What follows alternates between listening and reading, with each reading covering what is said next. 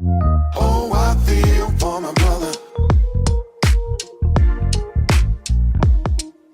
Feel for my brother.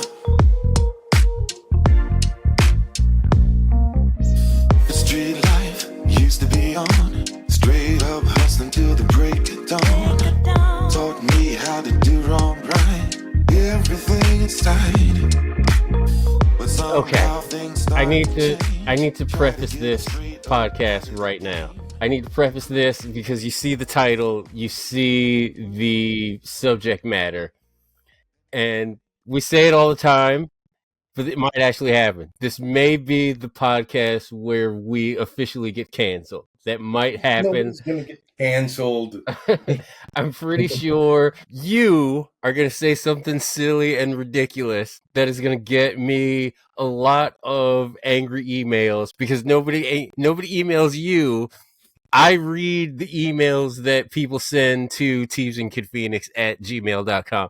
I read those. I read the tweets, the blue skies, all of that. So, What we call that now? Blue sky? yeah. Are we blue skying people? That doesn't Listen, work. That it's doesn't work, blue sky. You have to figure that out. Listen, Stop it.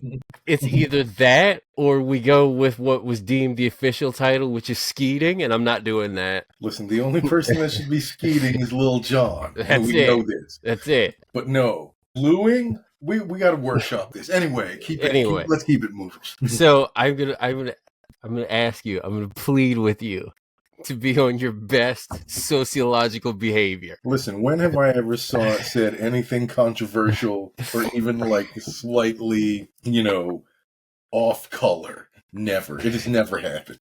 I would invite all of our listeners to check the tapes and correct Teebs on our social media pages on Facebook, on Twitter. They are there.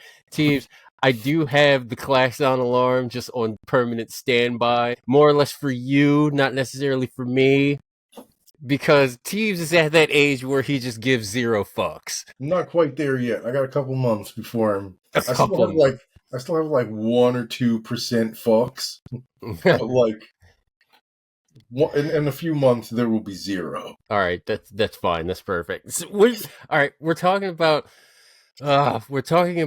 a history and our current opinions on problematic film and TV. Look, okay, there was movie and TV before either of us were born. There's certainly going to be that after the fact. And listen, things change. What people make changes. No fucking way. We're shutting it down. No more movies. We're done. We're done after this. Before we die, we burn every movie theater to the ground. That's what we do. Isn't that your original plan anyway? And then just have the one movie theater that you own and operate be the only thing that's up and running? Oh my God. I would be the master of the world. Anyway, enough of my power fantasies. Yeah, we have enough of your power chips on this podcast. All right, so again, obviously we get into history of film and television, and let's just start with this. Regardless of what it is when it was developed, like how much of stuff that was created before 1995, I guess we'll say, because there was a sense of, hey, maybe we shouldn't do these kinds of things that started to pop up roughly around like 2000 in the 2000s and into the 2010s. But back then, like, how much of it was like, this is what Hollywood thought people wanted at the time? Listen, I don't think you can lay this at the foot of Hollywood. I think it is a function of how we were dealing with all these racial questions in the popular culture. You know what I mean? Like, prior to the 70s, people didn't really consider what black people had to say as far as pop culture was concerned. They were non-entities. You know what I mean? The only thing that made us entities, the only thing that made us things that people thought that they should take seriously from a pop culture standpoint, is the fact that we pretty much saved the movie industry in the early 70s. If not for blaxploitation and other kind of exploitation films,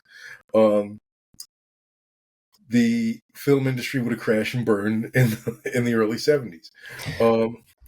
But with that, we've discussed this before, where it's just like before a certain year, and we debate on when that year like happened. Prior to that year, like black people in movies, TV, and it's not always going to be about race with this discussion. We'll parry on to other things. But a lot of the roles were just like gangsters or drug dealers. That was pretty much it. I mean, a lot of the roles still are gangsters or drug They dealers. still are, yeah, but still. It's more like 75% as opposed to 90%. Well, unfortunately, during the golden age of blaxploitation cinema, and when black people really started to assert themselves at the movie theaters, like in the early 70s, late 60s, it just simply would have been like not believable to have, you know, a black protagonist that was, say, a police officer or like you know, a doctor or a lawyer. Not to say that those things didn't exist. It's just that the pop culture at large was not ready to see that. You know what I mean? Like, I mean, listen, when you're looking at 2025, it's not exactly easy to see a protagonist, police officer played by a black person now. I mean, look, in the early 70s, the only Negro that wasn't selling drugs was Sidney Poitier, according to fucking Hollywood. Yeah. Wait, Shaft wasn't. Wait, maybe it's been a while since I've seen the 70s version of Shaft, but I don't think Shaft was selling drugs either. Oh no, he wasn't. He was a private detective. That's right. But Shaft is later on in the blaxploitation chain. Anyway, what I mean to say is the way that black people and other minorities were represented was extremely based in and around stereotype. Right. Yeah. And this causes the titular problem of our problematic discussion today. Because some of these stereotypical performances are offensive, does that mean that we have to throw out in their entirety the media that they're associated with? This would be my answer to that. Like, and this is going to be like a fundamental answer to how we discuss many of these aspects here. How things are made, what is made, that's just a product of the decade that it was made in. Was it problematic then? Probably not. Is it more problematic now? Looking back, absolutely. But at the same time, there's a certain history to kind of look back on and say, okay, this is where things were. This is how much we've progressed. There should be some kind of like positive spin put on the fact that, hey, we kind of learned some things. Like maybe we shouldn't. Like we evolved. My argument is I don't know if we evolved all that much. I think that all we did, we stopped basing a lot of these performances on stereotype, and that is good. That's to our benefit. However, we stopped having conversations around race because it became such a touchy subject. Like if you look at a show like All in the Family or The Jeffersons or things like that, it's dealing with race. It's dealing with people dealing with race in very, by today's standards, controversial ways. However, the fact that you have this character Archie Bunker that is like blatantly racist, but also his views are not that different from views a lot of the viewers of that show would have. Yeah. And when that show, when Archie Bunker says these things that are like completely offensive by today's standard, and that show makes a point to point out to him, hey, no, you don't say it like this, or you don't, this is why we don't say this, or this is why you don't treat people like this. It's an opportunity to teach people who may see a lot of themselves in Archie Bunker, whereas today we're just not having that conversation. Right. We're just not talking about race. And I think that's a problem. Right. You're just labeling that person as such and then just discarding them. Right. We're just canceling them or canceling any creator that tries to delve into these like touchy issues, unless it's specifically in a way that one certain subset of folks wants to see it portrayed in. What's the last piece of media that you can think of that really allowed character education kind of like that? It's been a long time. See, I don't I think the 70s the 70s into the early 80s was a fertile time. Pop culture was dealing with, okay, here come minorities, here come these other forces, here come these other voices, and here come these other people, and they're looking for their place. And us as a society, we're trying to figure out what their place is and how we're going to deal with them and what the situation is going to be. That, I feel like, is what the pop culture was reacting to from the 70s through the early 80s. By the time you get to the late 80s, there are enough African American and voices of people of color in the establishment that they can tell their own stories. They no longer need Hollywood or the music industry or anybody to like champion them and say, here's your story. You know what I mean? Right. And say what you will about, and we do all the time, fucking Cosby, but like the Cosby Show did kind of change the game as far as like how black people could be viewed on television. They could be viewed as like successful and normal, well-off families and shit like that. Like it's not all broken families with us. It's not just the Cosby Show. It's Cosby.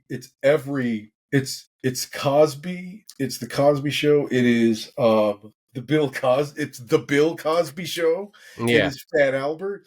All these shows are Cosby putting forth a very particular vision of, let's say, black excellence, because there's not another term for it really, but like basically, an intelligent, erudite, sophisticated black man. At least in the Cosby Show, the Bill Cosby Show, like not Uptown Saturday Night, not Uptown Show.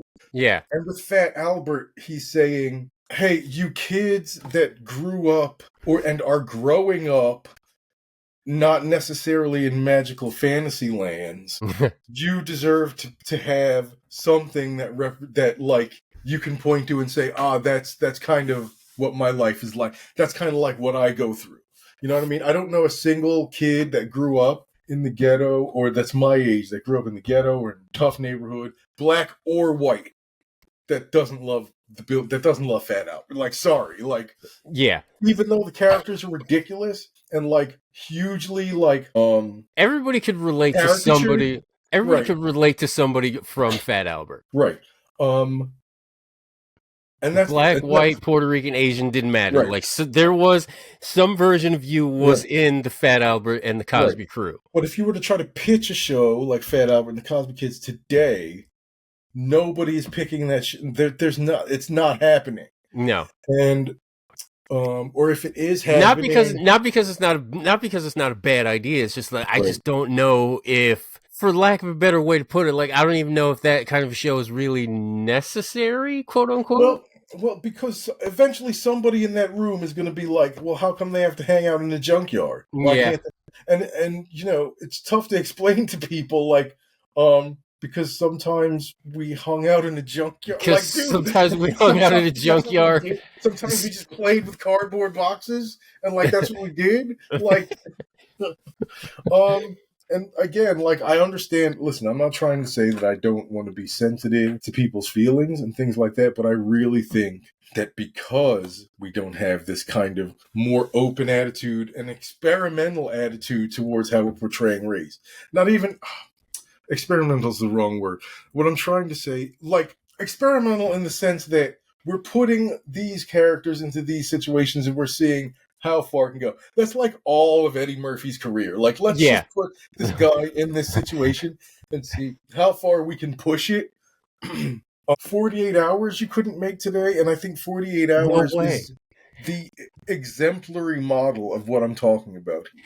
There are so many things that were done in like the 1980s, for example. You're saying 48 hours. You're saying Trading Places is up there.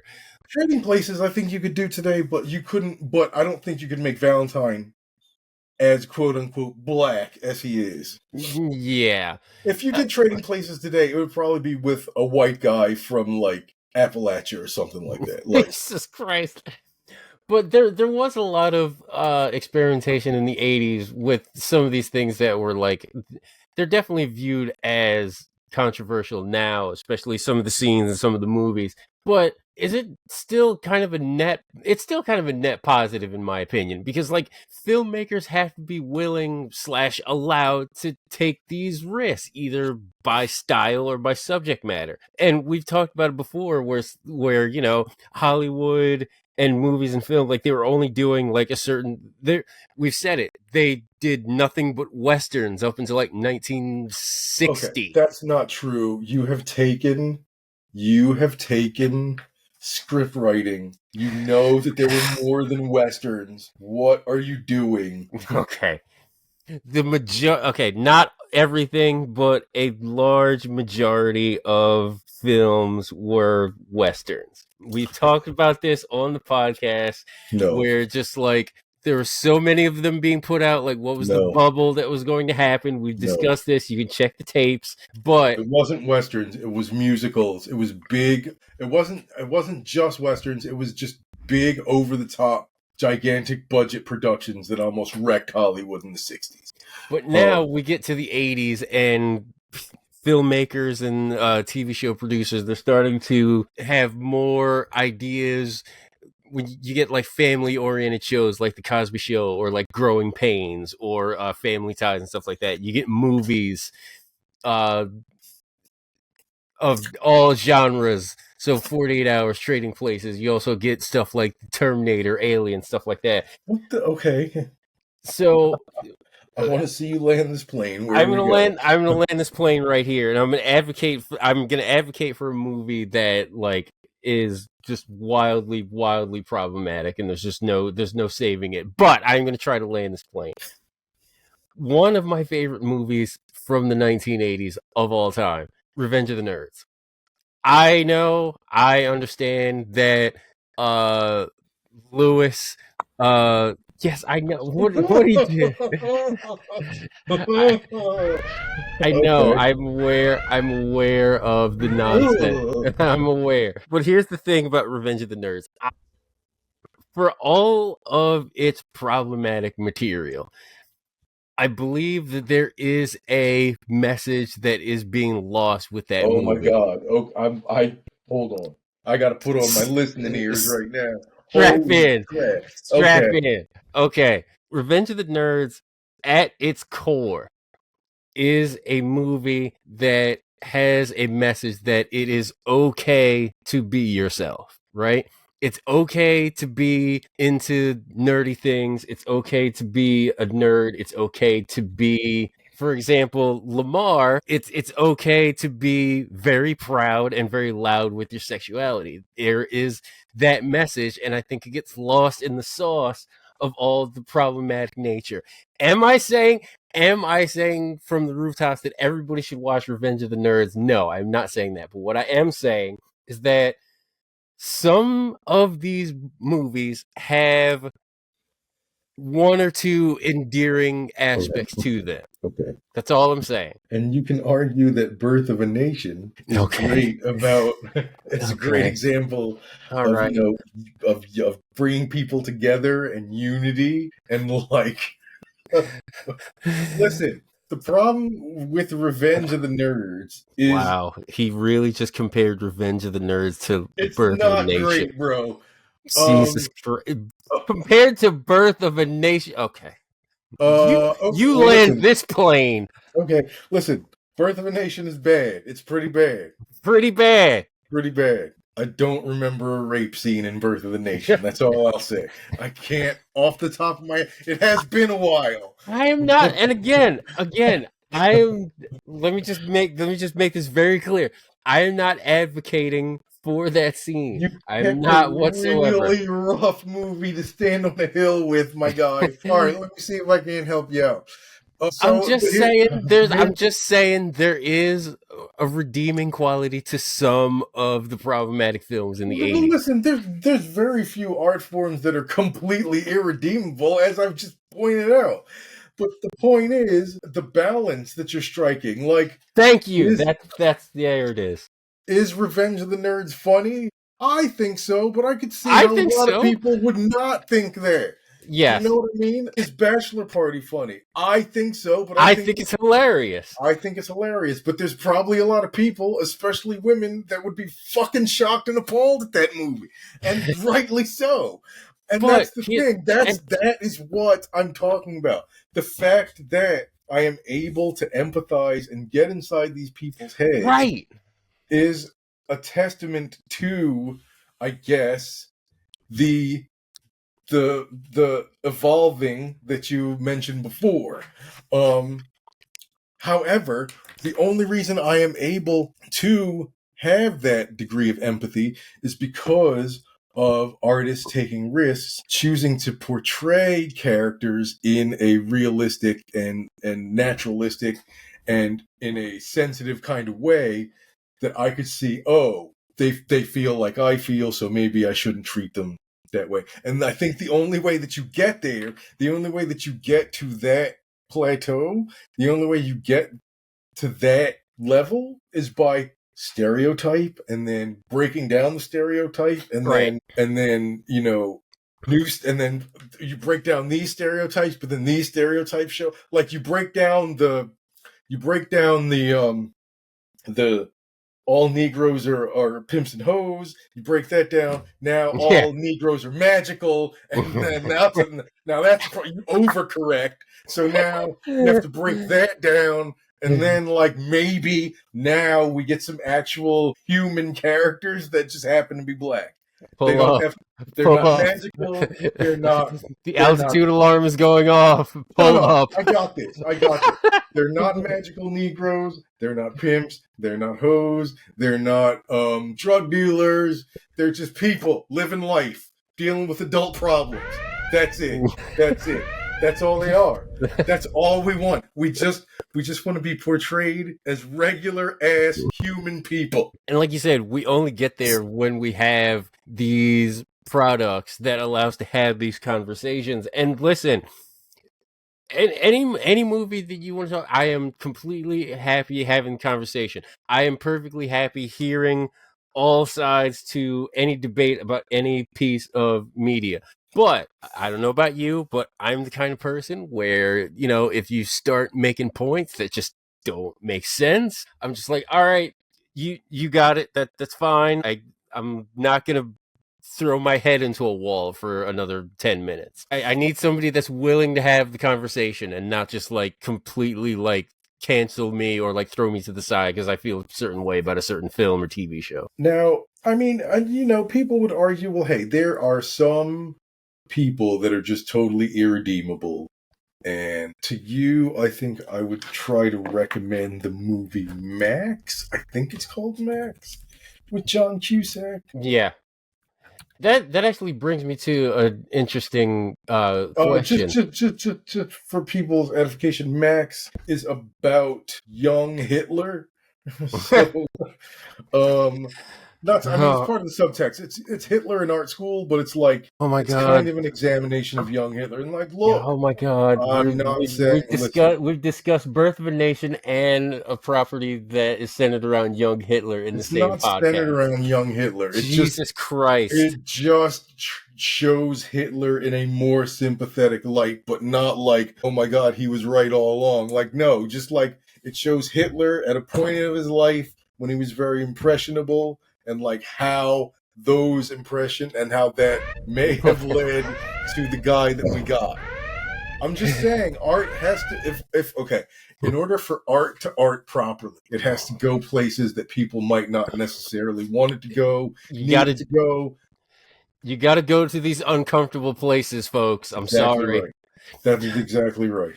You're saying something about something along the lines of like compartmentalization when it comes to like movies and TV shows with maybe just like problematic figures almost. So how do you, Teebs, for example, compartmentalize? And we've probably talked about this before with the Art versus Artist podcast, where it's just like, okay, I really want to watch House of Cards, but I feel that I can't because of Kevin Spacey, or I want to watch literally anything that Harvey Weinstein has produced, which is basically half of Kevin Smith's filmography.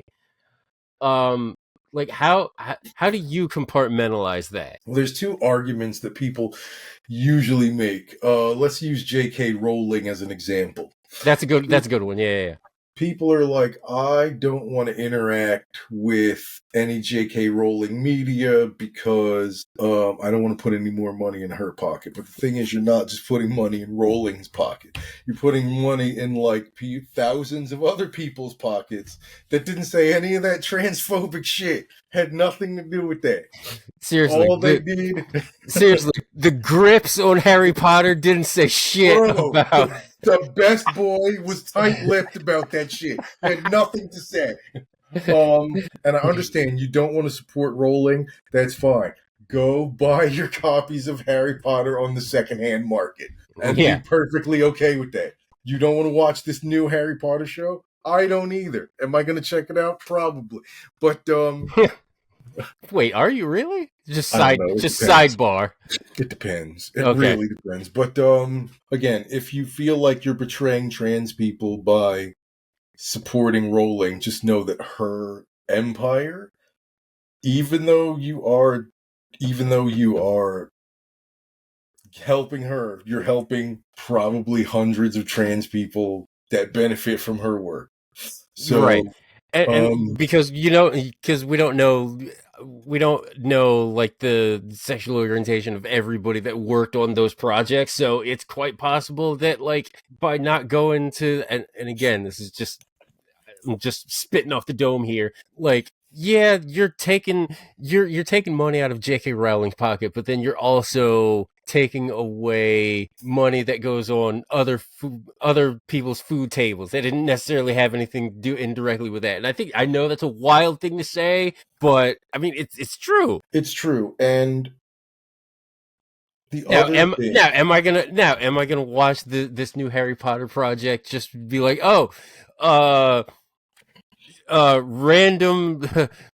random guy X needs to get like a meal, and like this is what he worked. So this is what he worked on for so many hours. That's the thing. Like when you're talking about a franchise like that, it's gigantic. Don't buy books; they will directly go into her pockets. Right. Like I said, if you want to buy the movies, buy them on the secondary market. Don't interact with HBO Plus because fuck David Zaslav. Sorry. All right. Okay. It's Jesus, Teebs. I said too much. And I'll. Okay. I know that Harvey Weinstein is one of the most despicable and atrocious people to ever set foot on planet Earth. And I'm sorry that he had his dirty hands and dirty money on a lot of film that I actually like. But the fact of the matter is, when I look at movies that Weinstein has produced, it's a lot of the shit that I watch like on a monthly basis almost. Wow. So you watch a lot. Wait a minute. You watch something other than just the Fast and the Furious films on repeat? This is your new bit. This is your new bit, isn't it? I think the Weinstein thing, though, because he's not a creator, he's just a facilitator. Right. It's a little bit different. Like, again, is it hard to interact with Tarantino films knowing he probably 100% knew what Harvey Weinstein is up to? Sure. But there's like 100 other people in the industry that knew the same shit. We just don't happen to know their names. So, right. Like, so it's like until I have like a complete comprehensive list of everybody. Well, listen, that's also a little like I don't need a complete comprehensive list. Yeah. But what I'm just saying is, if you really think that a person who only had a tangential relationship to the evildoer, the not good person. The not good person should suffer. And again, I'm not exactly sure how the money breakdown works as far as Harvey Weinstein getting money from any Any Miramax Residuals after stuff, the any fact. Weinstein. Yeah, I don't know exactly how that works. But again, if you're worried about it, buy it on the secondhand market. Buy everything on the secondhand. Don't listen. We don't have to produce any more shit. We got enough shit. Just keep buying the shit on the secondary market. You don't need another new pair of jeans. Go to the thrift store. What are you doing? Do you watch anything, movies, TV that are deemed as problematic, or ones with like problematic actors, directors, like etc.? Because I'll tell you what I watched Under Siege on Sunday, and I was like, fuck. I know Steven Seagal is like absolutely horrific, but god damn, this movie's great. Here's the problem. Here's the thing. Here's the issue. That's more of a political thing, but If I want to go back and watch WrestleMania 3, remind the people which one that is. that's Hulk Hogan versus Andre the Giant. Right. Now, Hulk Hogan, avowed racist, and Yeah. Andre the Giant, probably avowed racist. The question that you have to ask yourself is the fact that they are racist, does their race, is the fact that they're racist outweigh the joy and Good times. good times? Not just that, like the uplift, The uplift. I don't know the word that I'm looking for, but basically the feeling of strength, the feeling of empowerment that you got, or that people got from the moments that they generated. Think again, you cannot disassociate one from the other. But if somebody's playing a character and they are trying I believe, this is what I truly believe about Go ahead. Terry Bolletta, about J.K. Rowling, about a lot of people, about Thomas Jefferson. What? Okay. Because again, rough. Thomas Jefferson. This is just rough flying here. He was flying through storm weather right now. I believe that even though the people themselves are flawed, they poured the best of themselves into the things that they created. And I can appreciate that. I can appreciate that as a human. I can appreciate that as an artist, as someone who endeavors to make work that transcends my own limitations as a human and my own I see your point. and everything like that. And I try to create something that goes beyond myself. I can respect the effort, and I can respect what they produced as a work, as a separate work. I can separate that work from the person that created it, because I do not believe in the moment they were creating that work. I believe that they were actively trying to suppress the worst parts of their nature. And I think another good example, like let me think, was it Mel Gibson that did Passion of the Christ, that he poured money into it? He poured money into it. He made it. He poured money into it. He poured blood into it, sweat, other bodily. Like, I can, to the extent that what Teebs was referring to, like, I can respect that aspect. Hey, I want to pour so much of my time, my energy, my money into telling this specific story, and then producing it and making it to what it became. Being Oscar nominated, Oscar winning, whatever. I can respect that, while also saying, hey, kind of an asshole because of your some of your belief structure. Terry Bolletta is an asshole and a racist. Hulk Hogan is a real American and fights for the rights of every man. Okay? That's the only way I can say it.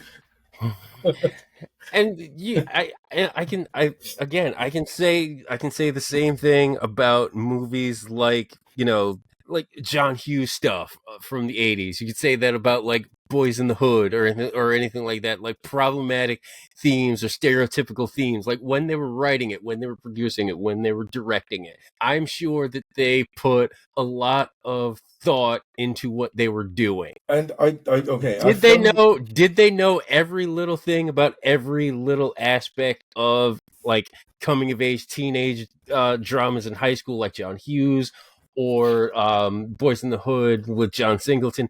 Did they know every little facet? Probably not. But I can respect the effort that they did their best, and I believe they did their best to create something that was at least marginally representative. Like, look, I've known a lot of I known older people that may or may not be related to me. I'm not going to put anybody out there, but that, you know, for a long time Off camera, we'll talk about this. Called Asian people Oriental past the point that it was okay. Yeah. Now listen, are we going to shit on them for calling people Oriental?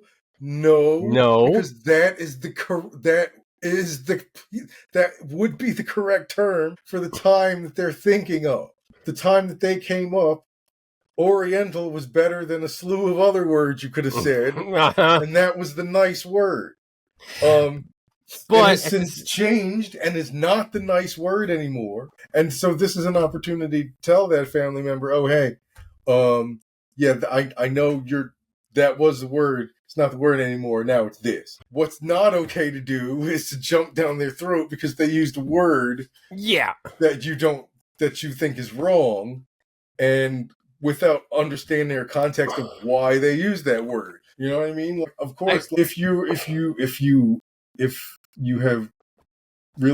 really sensitive to that issue and something like that happens, that's an opportunity to, you know, try to teach. And then if they still do it, then like fuck them. Then they're a racist piece of shit. Right. But then like if you try to break it down to them and be like, that term really refers more to objects, not people, so that we use this term, and then they're like, oh, okay, I get it. If they're receptive, then hey, you did your good deed. But you know, like it's at least worth a try. You know, if you just jump down their throat immediately, like you're not. Like I've said on this podcast, you're not really helping if all you're doing is jumping down their throat. Like I've said on this podcast many times, look, I like to thank all the people in my life that I've run into that were sensitive and caring enough to not immediately jump down my throat when I said some stupid racist shit out of ignorance. It's not my fault. Out of ignorance, you tell me the right shit, and then I won't do it anymore. Right? Like, that's fine. I have no problem. The Teebs and KidPhoenix openly advocates for correcting us on the street if we say anything out of pocket.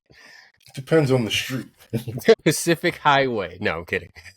There's this other thing. This is probably the last point. But when streaming services first started, specifically Disney, they did the whole. We're gonna get through one goddamn podcast without talking about Marvel or Disney or Star Wars. I gotta do it. I gotta do it because okay. There were some movies, there were some properties. Obviously not fucking Song of the South, because that is not viewable anywhere on planet Earth. Why not? Why isn't it? I you would have to ask John Disney. I don't know. Jimbo Disney. Jim Disney. But I remember they were slapping a warning on some movies prior to the movies starting, like Dumbo, I think, was famously one. The Crows?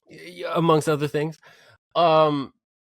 I remember the Jungle Book had that too when I first watched that on Disney Plus. At least I believe so. Hey, it's called the Jungle Book. Listen, figure it out. Look, man, figure it out. There might be some issues. Look, man. Okay, I'm just telling you what I saw when I pulled it. When I pressed the button. Kipling, holy shit. Anyway. They stopped doing it recently, but how does that trigger like a conversation? Like if you have children, you're watching this and they see the little warning, like isn't that kind of a interesting like teaching moment? I suppose I think I would And prefer that. it's not possible for parents to watch everything and know everything. I mean, that's our job, Yeah. honestly. That's Yeah. what we're here for. But like, Yes, because Generation X is clearly the generation that gives a shit. but the disclaimers, The I don't disclaimers, mind yes, them. I thank you. don't care. Like they're. I don't think it's something that I would bring back necessarily.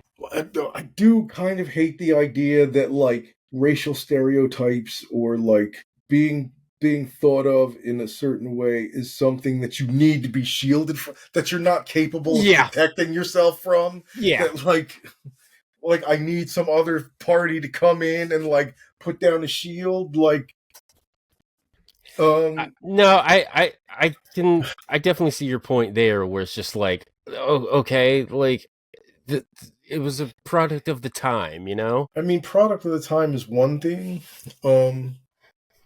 But also, but don't forget there was stuff that was a product of its time that was forward thinking and progressive. It's not always like they were. They just used the N word unceasingly because they didn't know better. Well, no, they actually did know They better. actually did know better. That was just a That choice was the that they point. made that was Yeah. not great. like it's like there's certain like Mel Brooks movies that probably couldn't get made in 2025. Like I don't think they're only making one. Is it's more than Blazing Saddles? I said you said there are many. I think there's only one. Just Blazing Saddles. I don't know. Could you make Robin Hood Men in Tights in 2020? Yeah, probably. Why you could. couldn't you? Young Frankenstein in 2025? Only because there's not enough people that are familiar with the Frankenstein mythos that you could make that movie. I mean, it's not great if you're from Transylvania, probably. But and I, you know, and without the progression, this is something that I have kind of like the raunchy comedy before like 2010, right? let's get there. Let's bring it home. I don't know why all of a sudden we had to like cease and desist like all the time for all time. What? You know, like there's not like you don't get it's like you don't get your like American Pies or anything like that. Apatow, he hasn't really done anything of like supreme raunchiness in quite some time, and it's like I don't know. I'm not saying I necessarily miss it, but like there are decent ways to do it. Is what I'm saying. Well, the problem is number one. Well, listen. I don't know if there's an appetite for them anymore because Jennifer Lawrence made one a couple years ago, and if she couldn't make it work, I Right. actually like that movie.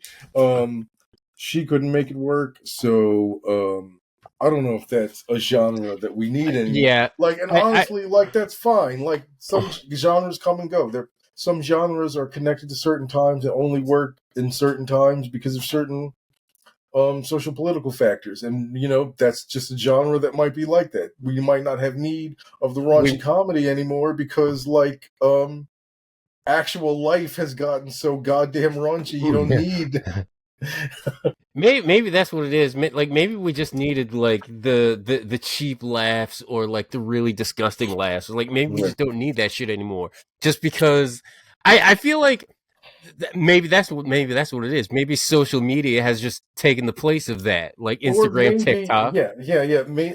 You know, Porky's maybe just ain't that titillating in a world with Pornhub. You know what I'm saying? Probably not. Yeah. Okay. Now that we've brought that home somehow, that's it. That's the podcast. That's the discussion. I think so. I think that's the discussion. Yeah. Listen, subscribe to the podcast. You can listen wherever you listen to podcasts. Follow us on social medias. Links are in description. Next week, though, we won't have hairless pets because that's weird. But what we will have is Give me Ira. Weird. Shout out to all the Ghostbusters 2 lovers out there. All 5 of you. 7, including us. What we will be having is Teebs swears up and down that we've done this, but we have not. I can confirm that we have not.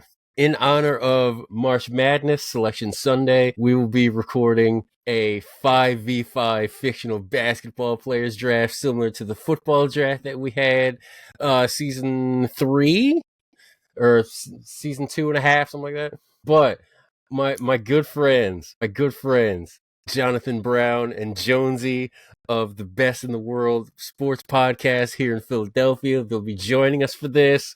We're drafting 5-on-5, and it's gonna be fantastic. It's gonna be awesome. I cannot wait for this. But until next week, we are gonna get out of here. Again, check out that problematic film. It's probably still fine. We're out of here. Later.